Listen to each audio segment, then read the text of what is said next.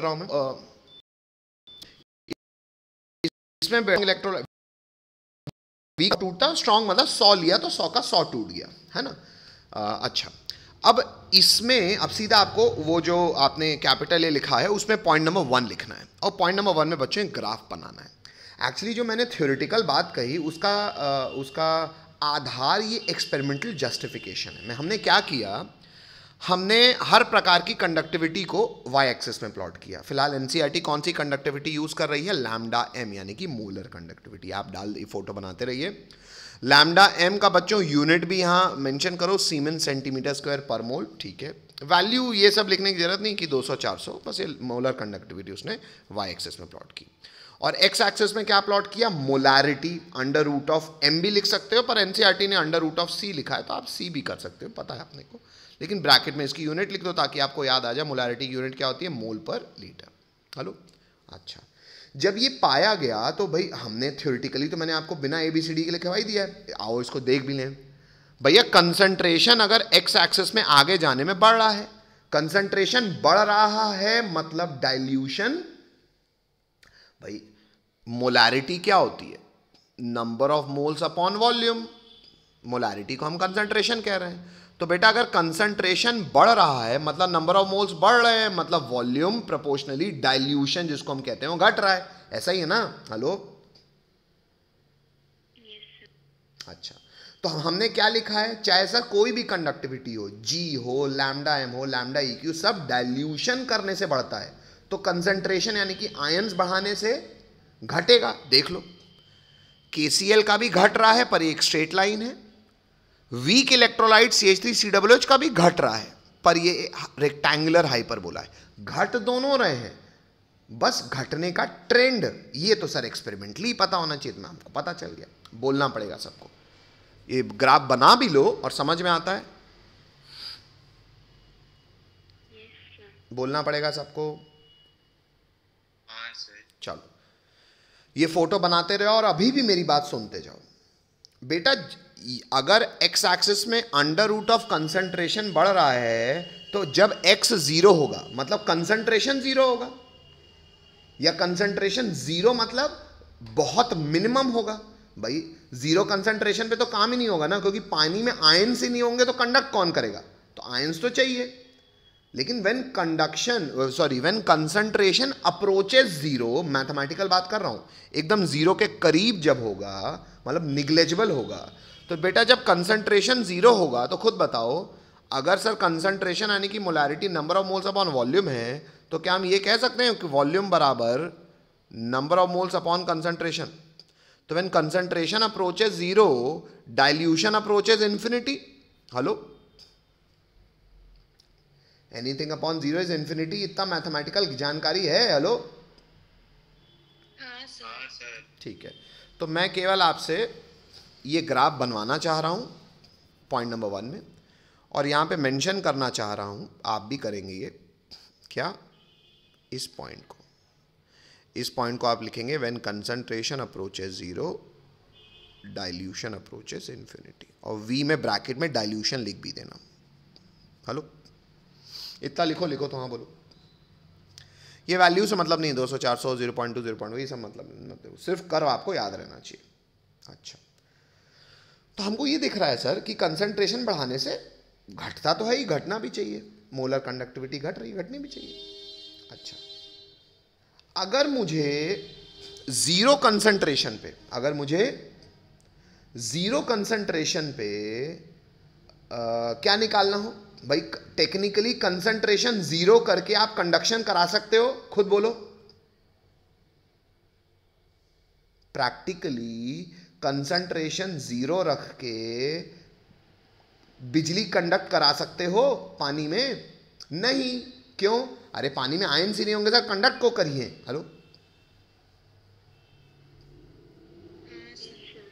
तो एक्चुअली हमने ग्राफ तो बना लिया, एक्चुअली अभी हम देखेंगे आगे, हमको ना जीरो कंसंट्रेशन पे, क्योंकि जीरो कंसंट्रेशन पे यानी कि एट इनफाइनाइट डाइल्यूशन आप बढ़ाते जाते हो तो कंडक्टेंस बढ़ता जाता है। तो हम ये देखना चाहते हैं कि किसी भी इलेक्ट्रोलाइट की मैक्सिमम औकात, जी या लैम्डा m कितना है। तो मोलर कंडक्टिविटी अगर आपको मैक्सिमम देखनी है तो वो तो जीरो कंसंट्रेशन पे आएगी, जो कि प्रैक्टिकली निकाल ही नहीं सकते। क्यों नहीं निकाल सकते?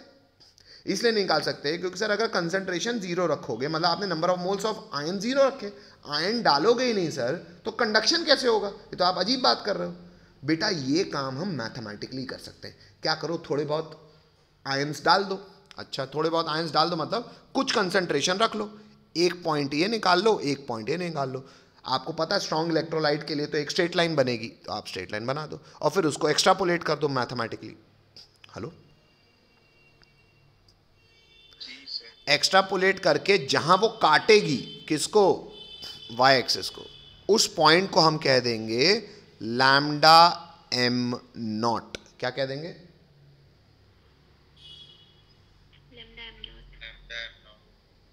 ये सबने फोटो बना ली बच्चों? अच्छा, इसको अभी यहां काटो मत, अभी आप सिर्फ ये कंबाइंड बनाओ फोटो, इसको मैं अलग से पॉइंट क्रमांक 2 बनाऊंगा। ये फोटो सबने बना ली, हाँ या ना बोलना पड़ेगा। चलो हटा दूं, कोई रोक रहा है? नहीं रोक रहा। चलो बच्चों, पॉइंट क्रमांक 2 लिखेंगे, पॉइंट क्रमांक 2 लिखेंगे, लिखेंगे for strong electrolytes.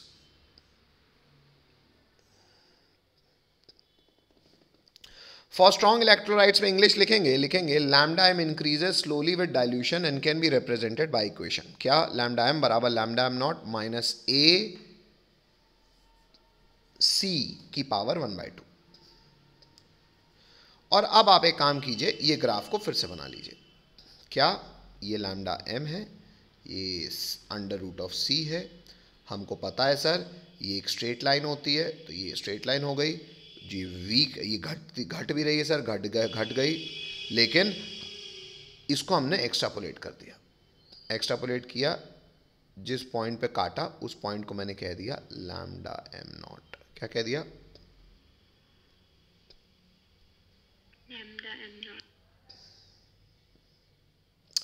Lambda m not के लिए मैं इंग्लिश आपको लिखवा देता हूं बच्चों। लैम्डा m नॉट के लिए इंग्लिश लिखो, ये कहलाता है बच्चों मोलर कंडक्टिविटी या लिमिटिंग मोलर कंडक्टिविटी। इसके इंग्लिश में हम लोग क्या कहते हैं? पहले बाकी इंग्लिश लिखो बेटा, ये वहां मत लिखना है, नीचे लिखेंगे, फालतू ग्राफ गंदा हो जाएगा। इतना लिखो तो हाँ बोलो।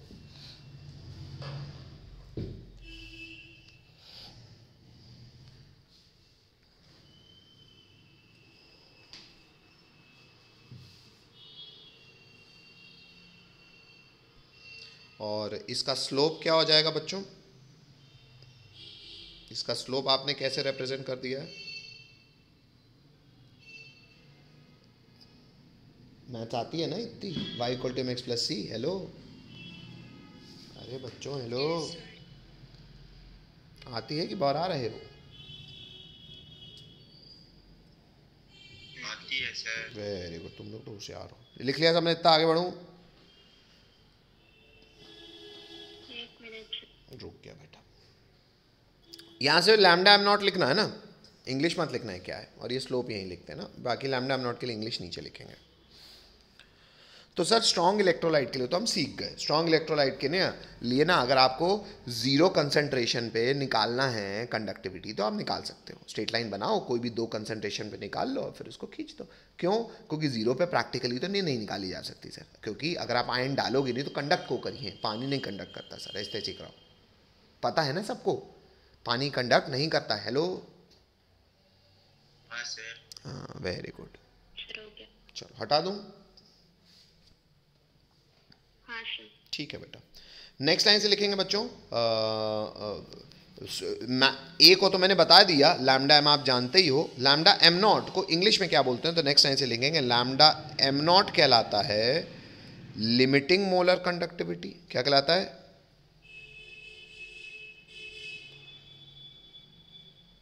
Limiting molar conductivity. ठीक है, कई लोग इसको कहते हैं लिमिटिंग मोलर कंडक्टिविटी। अच्छा, और बेटा सच्चाई ये है, और करके हम लोग लिखेंगे, कई बार लैम्डा m नॉट को ना लैम्डा m इन्फिनिटी भी लिखा जाता है। तो सर ये गलत है क्या? नहीं बेटा। क्यों सर? क्योंकि सर ये जीरो रिप्रेजेंट कर रहा है व्हेन कंसंट्रेशन अप्रोचेस जीरो। लेकिन सर जब कंसंट्रेशन जीरो को अप्रोच करेगी तो डाइल्यूशन तो इन्फाइनाइटली लार्ज हो जाएगा ना। हेलो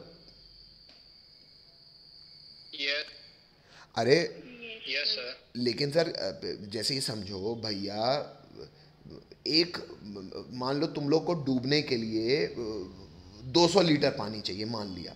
अरे मैं चुल्लू भर पानी में तुम्हारी नाक डाल दूं तो तुम्हारी नाक के लिए तो वो भी इनफाइनाइट डाइल्यूशन है ना। नहीं समझ रहे? हेलो भाई, एक मग्घा पानी से तुम नहाए, तुम गीले भी नहीं हुए, चींटी को उस एक मग्घे में डाल दो, तुम मर जाएगी ना बेचारी। उसके लिए तो मतलब अगर भाई मैं कह रहा हूँ, मान लो तू खुद को मान लो सॉल्यूट, तो तुम अगर सॉल्यूट बड़े हो, तुम्हारे लिए कोई वॉल्यूम अगर निग्लेजिबल है, तुम्हारा अगर थोड़ा सा अमाउंट ले लेंगे, तुम्हारे बाल ले लेंगे तो थोड़ा तुम्हारा वॉल्यूम कर देंगे तो छोटा वॉल्यूम इनफाइनाइट हो सकता है ना। ठीक है, तो when concentration approaches zero, mathematically तो वैसे ही समझ में आ रहा है, वो तो मैं से साइंस थोड़ा सा लॉजिक बात कर रहा था, हालांकि बोर्ड के लिए दिक्कत नहीं है सर, नहीं जानना। कंसंट्रेशन अप्रोचेस जीरो तो वॉल्यूम अप्रोचेस इन्फिनिटी, इसलिए कई लोग इसको कह देते हैं molar conductivity eight infinite dilution. क्या कह देते हैं?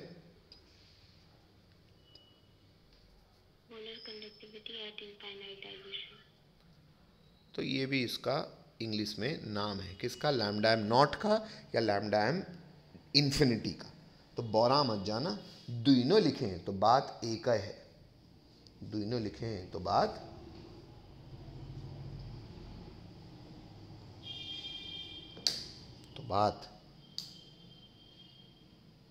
एक ही है। हाँ वेरी गुड, हाँ एक है में थोड़ा सा वो आता है क्या, फ्लेवर। जी बेटा आगे बढ़ते हैं, हटा दूं। तो वीक इलेक्ट्रोलाइट के लिए सर लिमिटिंग मोलर कंडक्टिविटी नहीं निकाल सकते, इसलिए हम उसके लिए फिलहाल कोई इक्वेशन भी नहीं लिख रहे। क्यों? जब निकल ही नहीं सकती वीक के लिए तो क्या करेंगे, इसलिए हटा देते हैं। तो यहां से हमारा क्या खत्म हो गया बच्चों? पॉइंट क्रमांक 2। ये होमवर्क तत्काल, ये होमवर्क लिख लो अपनी कॉपी में ही, एग्जाम्पल 3.6। ये मैथमेटिकल बात ही है लेकिन फिर भी कर लेना है ना, होमवर्क डाल लो, बहुत आसान सा है, नहीं बने तो पूछ लेना, पर बाकी होमवर्क डालो। आगे बढ़ जाऊं? चलो बच्चों पॉइंट क्रमांक 3 डालेंगे बच्चों। ये सब एनालिसिस करता करता करता करता एक आदमी महारत हासिल कर चुका था और उसने महारत हासिल करके कुछ ऑब्जर्वेशन किए, अपने लॉ बना दिए।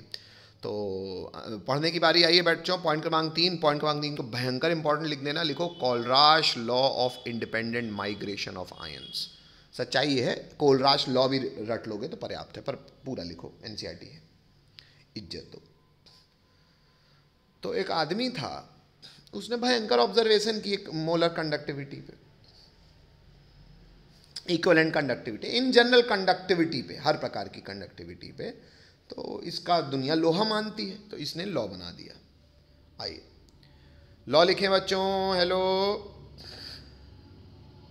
ए, अभी ये स्टार मार्क है ना, तो हम तो अभी ABCD कर रहे थे ना बच्चों। हेलो कैपिटल A क्या लिखा है आपने? वेरिएशन ना, और उसमें वन, बस बस बस बेटा, तो ये बहुत जरूरी है, ये कैपिटल, ये अलग टॉपिक कहलाने योग्य भैया। दिस इज कैपिटल B, ऐसी तैसी कराए, बड़ा हेडिंग जरूरी भैया, इसको हम किसी का हिस्सा काहे बनाएं। चलो आगे बढ़ूं। इंग्लिश लिखेंगे बच्चों, कोलराश लॉ में लिखेंगे पॉइंट नंबर 1 जो कि लॉ है, लॉ में इंग्लिश लिखेंगे the law states that limiting molar conductivity of an electrolyte can be express as sum of individual contribution of anions and cations of the electrolyte. Full stop. English दिख रही है इसलिए मैंने गाना गा दिया।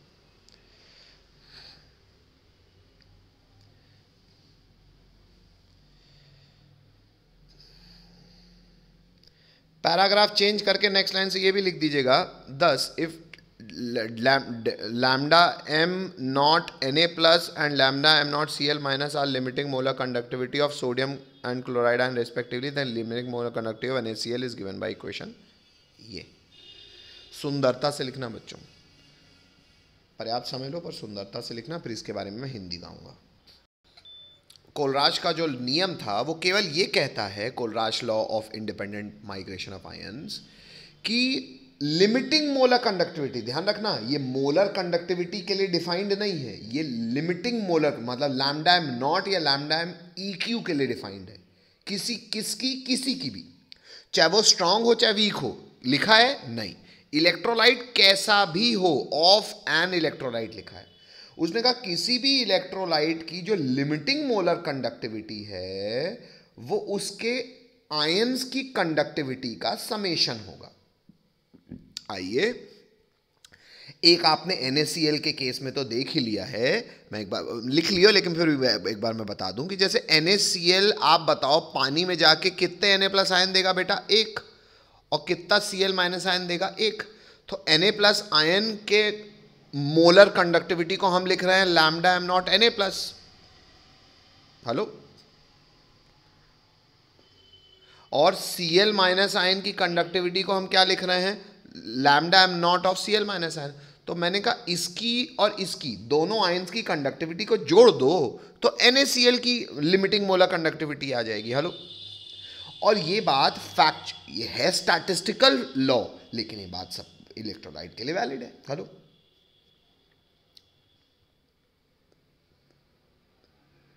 हेलो, ठीक है। तो और ये जनरल बात भी मैंने ये कही कि मान लो कोई इलेक्ट्रोलाइट V+ संख्या के कैटायन देता है और V- संख्या के एनायन देता है, तो V+ यानी कि जितने कैटायन दिए इनटू उनकी कंडक्टिविटी प्लस जितने एनायन दिए इनटू उनकी कंडक्टिविटी, कौन सी, मोलर कंडक्टिविटी। तो ये सब आयंस का समेशन हो गया, इसको जोड़ दो तो लैम्डा एम नॉट किसका आ जाएगा, लैम्डा एम नॉट आ जाएगा ऑफ द इलेक्ट्रोलाइट। इलेक्ट्रोलाइट कैसा भी हो, बात समझ में आती है। हेलो बाकी लोगों, चलो तत्काल प्रभाव से बच्चों, तत्काल प्रभाव से ये चलो एक काम करो यार, सुनो, ये एग्जाम्पल मैं भी आपको बाद में कराऊंगा, पहले मैं कुछ वो करा दूं ताकि एग्जाम्पल इकट्ठा दे दूं मैं आपको, होमवर्क है ना। बच्चों कोलराश लॉ में लिखेंगे पॉइंट क्रमांक, कोलराश लॉ में लिखेंगे पॉइंट क्रमांक 3, क्या लिखेंगे,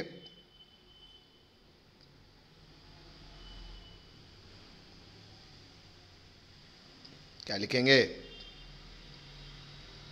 पॉइंट क्रमांक 3। तीसरा पॉइंट होगा कोलराश लॉ का एप्लीकेशन ऑफ कोलराशेस लॉ। अब सर ये कोलराश लॉ पढ़ के उखाड़ क्या लिया आप, ये बहुत जरूरी है, बोर्ड्स में एक्चुअली यही ज़्यादा पूछा जाता है। चलो शुरू करूं एप्लीकेशन से।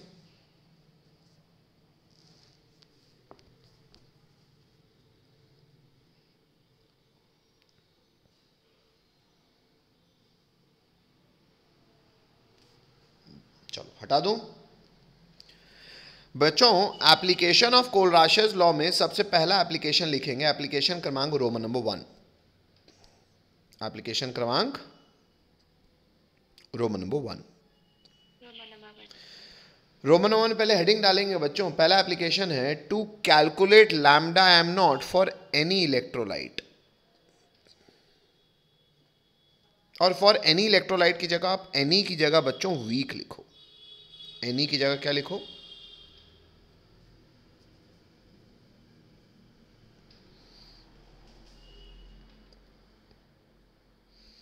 अरे बोल तो दो, रोमन नंबर अब कैसे सर, यार तुमको मैंने अभी हम लोग ने ग्राफिकली देखा ना, वीक इलेक्ट्रोलाइट के लिए सर स्टैटिस्टिकली आप निकाल ही नहीं पाओगे क्योंकि वो रेक्टेंगुलर हाइपरबोला है, उसको एक्सटेंड करके कैसे देखोगे, स्ट्रॉन्ग के लिए तो निकाल सकते थे। हेलो,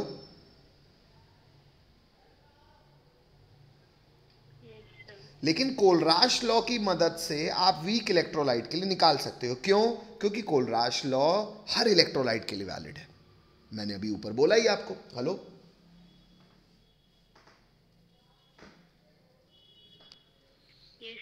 लेकिन सर कैसे निकालेंगे यार, तो आइए इस एप्लीकेशन को समझने के लिए लिखते हैं एग्जांपल। अभी एप्लीकेशन बस लिखा है कि वीक इलेक्ट्रोलाइट का भी इसकी मदद से निकाल सकते हैं, कैसे, उसके लिए हम प्रॉपर एग्जांपल लिखेंगे। शुरू करूं,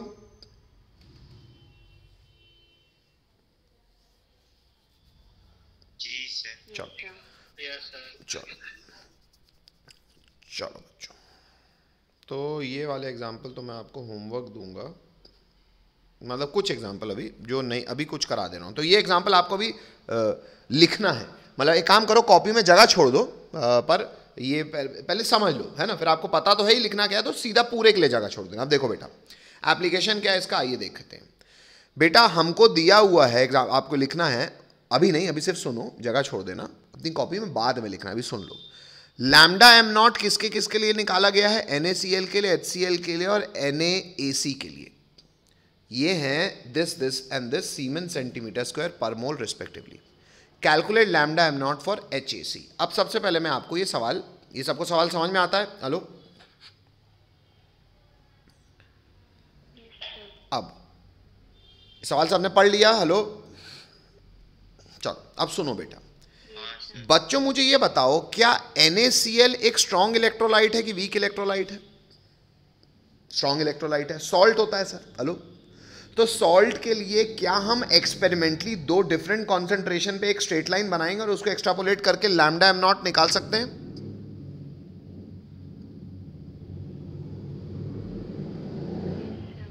स्ट्रॉन्ग इलेक्ट्रोलाइट के लिए तो ग्राफ की मदद से निकाल सकते हो ना, देखो निकाला भी है 126.4। अच्छा, क्या HCl भी एक स्ट्रॉन्ग इलेक्ट्रोलाइट है, इसके लिए भी निकाल सकते हैं? हाँ, लैम्डा एम नॉट हमने उसके लिए भी निकाला हुआ है। अच्छा, अब ये थोड़ा सा देख लो, NaAC मतलब सर बेटा CH3COO एसीटेट आयन को AC लिखा हुआ है। मतलब ये सर है तो ये भी सॉल्ट, और सॉल्ट चाहे ऑर्गेनिक एसिड का हो, ये salt is always a strong electrolyte. Hello बच्चों, हेलो,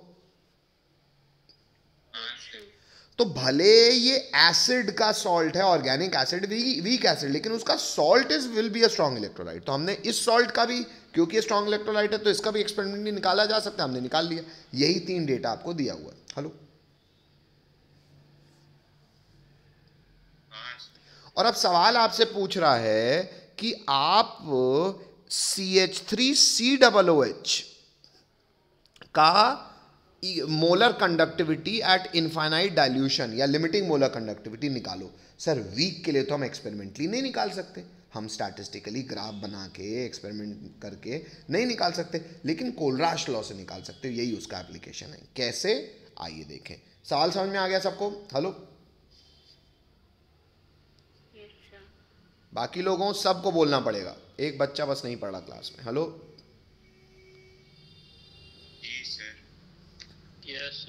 चलो, तो ये सवाल मैं आपको नहीं, अभी आप एग्जाम्पल कॉपी NCERTs देख के लिख सकते हैं, मैं फिलहाल आपको ये समझा रहा हूँ। देखो बेटा, अब ये NCERT का सोल्यूशन अच्छा नहीं है, तो आप क्वेश्चन के लिए जगह छोड़ दीजिएगा, सोल्यूशन मैं लिखवा रहा हूँ आपको। देखो बेटा, बच्चों सबसे पहले आपको लैम्डा एम नॉट किसका दिया हुआ है? NaCl का दिया हुआ है। कोलराश लॉ से क्या पता है आपको? NaCl का लैम्डा एम नॉट क्या होगा? Lambda am not of Na plus plus lambda am not of Cl minus. Hello, आपको लैम्डा एम नॉट दिया हुआ है HCl का भी, तो HCl का लैम्डा एम नॉट कोलराश लॉ के हिसाब से क्या होगा? Lambda am not of H plus ion plus lambda am not of Cl minus ion. Sir सबको सबको स्टोइशियोमेट्री से इनटू क्यों नहीं किया? अरे क्योंकि सब में एक एक आयन है ना, तो सिंपल केस है। और lambda am not of CH3COO Na क्या होगा सर? ये लिखते रहो साफ साफ, ये हो जाएगा lambda am not of CH3COO minus ion plus lambda am not of Na CH3COO Na है ना, हाँ Na प्लस आयन। आप लोग साफ साफ लिखना। अच्छा, अब यहां पे ये वैल्यू, ये वैल्यू, ये वैल्यू हमको पता है, क्योंकि हमको ये गिवन है, और स्ट्रॉन्ग इलेक्ट्रोलाइट के लिए हम निकाल भी सकते हैं। तो ये ऐसी चीजें गिवन हो भी सकती हैं। ये हो गया इक्वेशन 1, ये हो गया इक्वेशन 2, ये हो गया इक्वेशन 3। अब स्ट्रॉन्ग इलेक्ट्रोलाइट के लिए सर एक्सपेरिमेंटली निकल सकता है। हेलो, बोलना पड़ेगा बच्चों?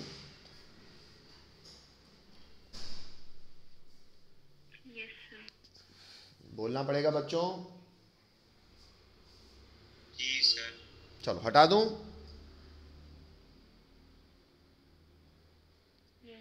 चलो अब बेटा खुद बताओ मुझे, कोलराश लॉ लगा के स्ट्रॉन्ग इलेक्ट्रोलाइट के लिए तो स्ट्रॉन्ग इलेक्ट्रोलाइट के लिए तो तुमने एक्सपेरिमेंट करके लिमिटिंग मोलर कंडक्टिविटी निकाल ली। अब पॉइंट ये है कि वीक इलेक्ट्रोलाइट के लिए स्टैटिस्टिकली तो नहीं कर सकते। कोलराश लॉ से क्या तुम्हारे दिमाग की बत्ती जलती है? ये आरएचएस के साथ क्या कर लूं कि हम कोलराश लॉ से पहुंच जाएं एस्टिक एसिड के लैम्डा एम नॉट पे? तो बच्चों खुद सोचो, अगर हम पहले इक्वेशन को और दूसरे इक्वेशन को नहीं, मुझे सी डबल ओ, अच्छा चलो इतना लिख लिया सबने। Yes sir. आपको निकालना क्या है? लैम्डा एम नॉट निकालना है CH3COOH का। ये एक्सपेरिमेंटली निकाला नहीं जा सकता, कोई बात नहीं, लेकिन आपको कोलराश लॉ से पता है ये बराबर होगा CH3COO minus plus lambda am not of H plus. क्या आप लोग आरएचएस में कुछ ऐसा प्रयोजन कर सकते हो कि आपको ये मिल जाए ऊपर के आरएचएस से? देख के बताओ, आपके पास तो सारे इक्वेशन लिखे। क्या करूं? क्या प्लस भाई, दो को ऐड करके एक को माइनस करना पड़ेगा। जल्दी बोलो क्या? नालायक हूं, जल्दी बोलो यार, भूख लगी मेरे को।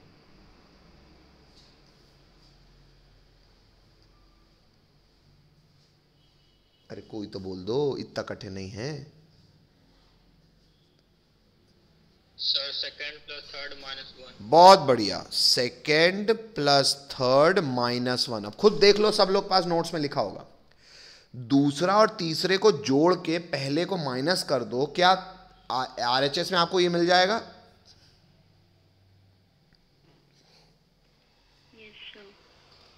तो भले आप एक्सपेरिमेंटली नहीं निकाल सकते, आप कोलराश लॉ की मदद से अगर आप यही काम आरएचएस की वैल्यू में भी कर दो ऊपर, तो आपको ये किसके बराबर हो जाएगा? इसके। तो यहां से आरएचएस आ गया, उससे आप एलएचएस निकाल लोगे। बात समझ में आ रही है सबको? हेलो, अरे दो वैल्यू को जोड़ के एक को माइनस कर दोगे।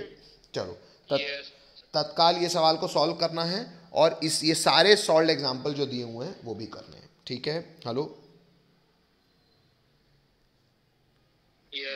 हालांकि सारे नहीं बेटा, इसके ऊपर वाले ही करना, क्योंकि एक्चुअली कोलराश लॉ का एक और एप्लीकेशन है। लेकिन हो गया, आज के लिए पर्याप्त है। वो एक और एप्लीकेशन हम कल करेंगे। कल वैसे भी हमको मिलना ही है ना 12 बजे, है ना? तो हम कल मिलेंगे, है ना? चलो बच्चों, आज के लिए आपकी स्टोरी है।